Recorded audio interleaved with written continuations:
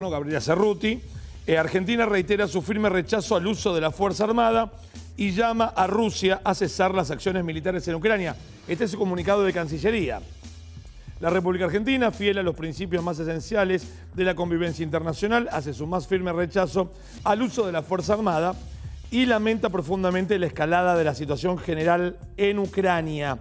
Las soluciones justas y duraderas solo se alcanzan por medio del diálogo y compromisos mutuos que aseguren la esencial convivencia pacífica. Por ello, llama a la Federación de Rusia a cesar las acciones militares en Ucrania.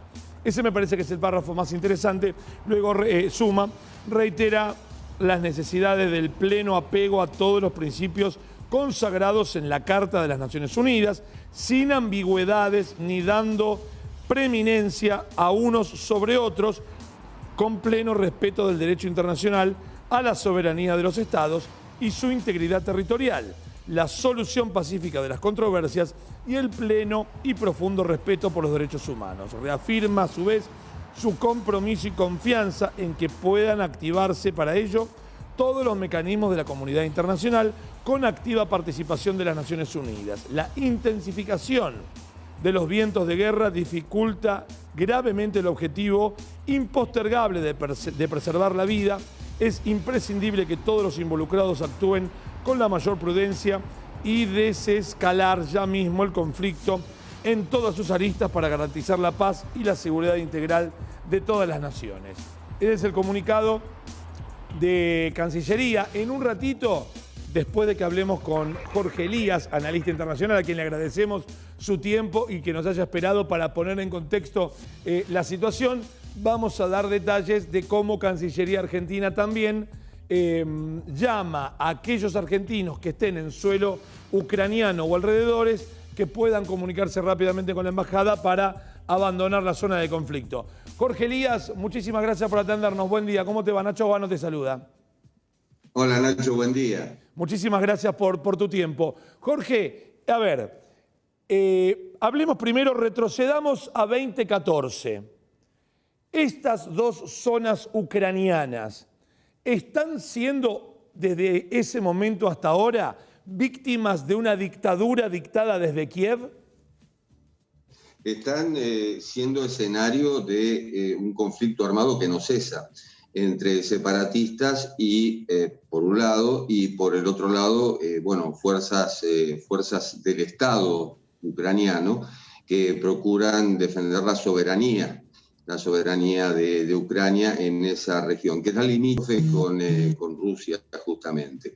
Y cuando hablas de 2014, hablas de, primero, el Euromaidán, es decir, la caída del último presidente prorruso, Yanukovych, que fue cobijado por Moscú, elecciones, la elección de un presidente que aceptaba la invitación de la OTAN, una invitación que data de 2008, cuando George Bush invitó a Georgia y a Ucrania a sumarse a la OTAN, y ahora Volodymyr Zelensky, que es el actual presidente, que sigue en esa línea pro-europea. Esta región, que es la región del Donbass, a la cual también pertenece la península de Crimea, la anexión de la península de Crimea en 2014 también fue un episodio cruento en aquel momento y también derivó en sanciones de parte de la comunidad internacional. Es un poco la prolongación de todo aquello lo que se está dando hoy. Lo que pasa es que hasta ahora las agencias de inteligencia ucranianas y occidentales decían o vaticinaban que iba a haber una guerra y pocos creían que Putin moviera las fichas de este modo, con una declaración de guerra, más allá de que lo llame operaciones especiales, y que en los fundamentos diga que esto es por un pedido de Donetsk y de Lugansk, es decir, de las supuestamente repúblicas autónomas o independientes, esto dictado por el Parlamento de Rusia, es decir, por la Duma. Luego de eso, el Senado de Rusia autoriza el desplazamiento de tropas al exterior y es lo que estamos viendo hoy. Ahí estamos. Entonces, estas regiones, no sé si decir regiones o naciones separatistas o provincias separatistas de Ucrania, ¿Quieren seguir separándose de Ucrania, pero quieren ser parte de Rusia o quieren ser dos naciones diferentes de Ucrania, de Rusia y diferentes entre sí? Ucrania tiene 42 millones de habitantes, 8 millones viven en esa región del Donbass. La mayoría son rusohablantes y tienen parientes inclusive en Moscú y en San Petersburgo, es decir, están más cerca de Rusia que de Ucrania. Pero también los hay, aquellos que quieren seguir perteneciendo a Ucrania. Lo que pasa es que aquí, al declarar la independencia de provincias extranjeras, lo que hace Rusia es violar la soberanía nacional de Ucrania, la soberanía nacional de un país. Y este es el conflicto, es la raíz del conflicto. Es decir, cuando se viola la Carta de las Naciones Unidas, se está violando. Justamente Rusia forma parte del Consejo Permanente de Seguridad de Naciones Unidas, que es el máximo organismo para mantener y preservar la paz mundial. Y vos fíjate que no lo está haciendo, es decir, que está actuando más con una visión geopolítica, económica, estratégica, para no perder, no esas regiones, sino para no perder Ucrania. ¿Por qué? Porque Ucrania es la última pata de lo que era la Unión Soviética en Europa. Es decir, el tema aquí es que de perder Ucrania, es decir, Ucrania pase a formar parte de la OTAN y pase a formar parte de la Unión Europea, lo que pierde Rusia es justamente su dominio en Europa, deja de ser un país euroasiático para convertirse en un país asiático. Rusia pasaría a ser un país asiático. Sin Ucrania, claro, por eso la defensa. Es decir, aquí hay varios factores. Está el factor geopolítico, que si vamos al caso, la Guerra Fría terminó en 1989, pero vos mismo lo decías, estamos viendo Rocky nuevamente. Sí, claro. Eso por un lado. Por el otro lado, las sanciones ya se le aplicaron y fíjate que retuvo Crimea. ¿Y por qué es tan importante Crimea? Porque desde Crimea domina el mar Mediterráneo, Medio Oriente, y eso se extiende inclusive para el comercio de granos, es decir, pasa por ahí. Por otro lado, las sanciones de la Unión Europea, sanciones de Estados Unidos, sanciones del Reino Unido, que hoy no pertenece a la Unión Europea, contra los intereses de los oligarcas que sostienen a Putin, que tienen sobre todo depósitos y propiedades en Londres y demás. Bueno, Rusia ha demostrado en 2014 que puede sobrevivir a las sanciones. El tema es que hasta ahora, desde el final de la Segunda Guerra Mundial, más allá de la guerra de los Balcanes y otras, no ha habido un Estado tan poderoso que haya invadido otro Estado soberano. Y este es el dato. Por eso se habla del mayor conflicto desde el final de la Segunda Guerra Mundial. A ver, Jorge, entonces, en buen romance, si las dos regiones quisieran independizarse de Ucrania, ¿cuál debiera ser el trámite burocrático? No sé si lo estoy nombrando bien, pero el trámite burocrático para que esas dos regiones se liberen de Ucrania y sean una nueva nación. Si es que quieren serlo. La única alternativa dentro de la democracia que la tiene Ucrania sería un referéndum. Y Zelensky, el actual presidente, deslizó la posibilidad de que, bueno, hagamos un referéndum, como se hizo un referéndum para pertenecer o para ser miembro de la OTAN y de la Unión Europea, bueno, hacer un referéndum que incluya a esas regiones. El tema es, esto es lo mismo que la independencia de una provincia de cualquier país. Si vamos al caso, imagínate, hace poco se habló de la independencia de Mendoza, que no sé si fue con tono seguro o se deslizó esa posibilidad. Y bueno, ¿y cómo sería? Y me imagino que se haría un referéndum y después habría que ver eso con las autoridades federales, a ver si si es legítimo realmente. Y en el caso de cualquier país, o mejor dicho, cualquier región o provincia que quiera independizarse de un país, evidentemente no puede haber otra cosa que la consulta popular, que es lo único que se me ocurre dentro de la democracia. Tomar regiones por la fuerza, como es el caso de Donetsk y de Lugansk, y es el caso de Crimea, y que esas naciones o esas regiones o esos estados, esas provincias no sean reconocidas, bueno, las dejan en un limbo legal. En su momento, cuando fue la guerra de Kosovo, finalmente se desintegró la ex Yugoslavia y Kosovo terminó siendo una república independiente y miembro de las Naciones Unidas. Pero hay en el mundo, hay regiones que son estados en disputa, como es el caso de Artsaj, es decir, Nagorno-Karabaj, entre Azerbaiyán y Armenia, que no son reconocidos, es decir, no son reconocidos por otros países, y eso te lleva a un limbo legal. Claro. Jorge, te molesto con dos tecnicismos más. Invasión o acción militar especial, ¿cuáles serían las diferencias para poder tener ambas campanas, ¿no? La campana de Occidente, que habla de una invasión, que cuando Estados Unidos invadió Afganistán, nadie hablaba de invasión, sino de también de acción militar especial.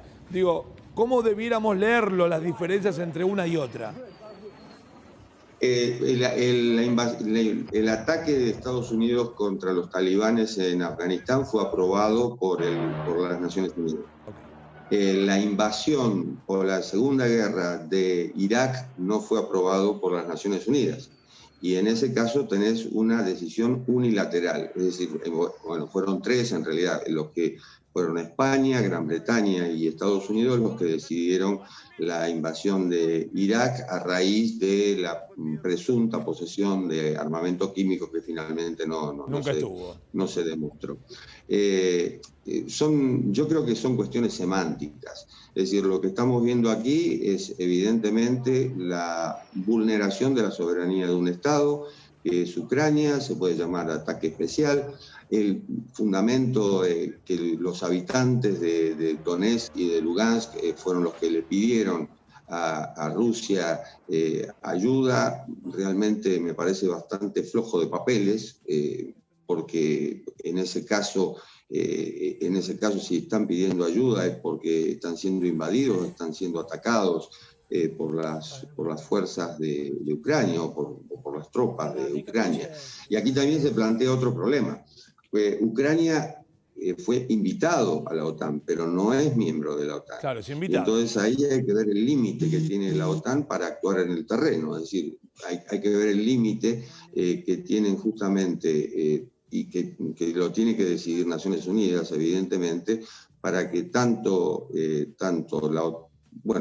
Europa como Estados Unidos puedan intervenir en un año muy particular en Estados Unidos, porque hay elecciones de medio término, porque no más del 30% de los norteamericanos quieren que vayan sus tropas a una guerra, sobre todo después de lo que pasó en Afganistán e Irak. Jorge, ¿está Ucrania gobernado por un régimen dictatorial? Ucrania no. Ucrania no. Estoy tratando de despejar incógnitas para poder entender esta cuestión en donde se está hablando también de estas dos regiones vienen desde hace 8 años bajo una dictadura. Y yo para tratar de entender ambas campanas y poder expresarlo también, la necesidad, de Rusia, que esta acción militar especial es por una razón de seguridad nacional, que, como bien nos decía Jorge recién, tiene que ver con lazos económicos, con perder la pata europea. A ver, yo no llamo dictadura ni a Rusia ni menos aún a Ucrania. Rusia es una autocracia, es decir, Putin maneja el poder desde hace décadas y el Parlamento le ha dado la posibilidad de ser reelegido hasta el año 2036. Eso es una autocracia. En 2019 ganó las elecciones Volodymyr Zelensky, que es el actual presidente de Ucrania, con un 73% de los votos. Fueron elecciones democráticas, no cuestionadas por la comunidad internacional. Sí fueron cuestionadas las de Bielorrusia, donde están las tropas de Rusia, justamente, con la reelección de Alexander Lukashenko, que se lo llama el último dictador de Europa. Un fraude fenomenal, demostrado por la comunidad internacional, y bueno, el hombre sigue allí en el poder. La cuestión es que, entre una cosa y la otra, entre el discurso de unos y el discurso de otros, evidentemente hay una intencionalidad política. Por supuesto. Pero yo te decía, los norteamericanos no quieren otra guerra, no quieren enviar tropas a otra guerra. Y no creo que los rusos quieran otra guerra tampoco, porque la situación económica de Rusia es realmente difícil en este momento. ¿Qué pasa con Europa? Bueno, hay dos asuntos que son importantes y que se ven hoy. Por un lado, la provisión de gas. Alemania tiene ese gasoducto Nord Stream 2, al cual se opuso Estados Unidos en su momento, que va desde Rusia, y desde allí se provee el 40% del gas de Europa. Por eso hoy aumentó el gas en forma fenomenal y no se sabe a cuánto se puede ir. Hay alternativas, hay modos alternativos, el gasoducto no está funcionando en este momento, pero es un riesgo. El otro riesgo en el mundo es el aumento del precio del petróleo. Rusia justamente maneja, en cierto modo, el precio del petróleo. Y el otro también tiene que ver con el comercio de granos, que es lo que te decía, claro, del Mar Negro. Entonces hay toda una serie de factores que van más allá de la política. Puestos a elegir qué quiere Putin. Y Putin quiere volver a tener un presidente pro-ruso en Ucrania, como lo fue Yanukovych en su momento, que fue desplazado por el Parlamento en ausencia, que tiene captura recomendada en Ucrania y que está en Moscú, cobijado por Putin. ¿Y qué quieren los ucranianos? Y en cierto modo lo que plantea Zelensky es no intromisión. Vos fijate dos datos. Uno es, en su momento, Donald Trump le pidió a Zelensky, cuando todavía era Trump presidente, que investigara a Hunter Biden, el hijo de Joe Biden, el actual presidente de Estados Unidos, porque había trabajado en una empresa de gas, Burisma, de Ucrania, y lo acusaba de corrupción. ¿Qué precio le puso a eso? Y bueno, si no investigás a Hunter Biden, dejo de darte ayuda económica, una ayuda económica que representa un gran porcentaje del PBI de Ucrania. Y a su vez, Donald Trump perdió durante el gobierno de Yanukovych, el presidente prorruso destituido, a Paul Manafort, que era su asesor, y tuvo que renunciar justamente por actos de corrupción. Es decir, aquí se mezcla todo, claro. Se mezcla la política, la economía, la geopolítica y hasta productos o materias primas básicas que también están en riesgo por esta decisión o esta tensión cada vez más grande entre Rusia, Europa y Estados Unidos. Jorge, yo te agradezco enormemente tu tiempo, pero te robo un minutito más para preguntarte si Putin tiene el sueño de volver a convertir la vieja URSS en la nueva Rusia. No, al contrario. No es expansionista. Más del sueño de Nicolás I, es decir, de volver al imperio ruso, que de reconstruir la Unión Soviética. Lo que no quiere es seguir perdiendo territorio. Ya perdió Letonia, Estonia, Lituania, que fueron incorporados en 2014 a la OTAN. Y estos países darse esta ocupación o invasión o como se llame en Ucrania, también corren el riesgo de verse en apuros frente a los afanes de Putin. Yo creo que lo que quiere reconstruir o lo que quiere mantener son los dominios, y esto se llama estados tapones.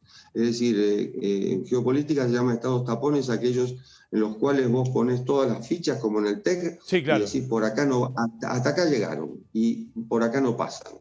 Bueno, es más o menos ese el juego, lamentablemente marcado hoy por la guerra.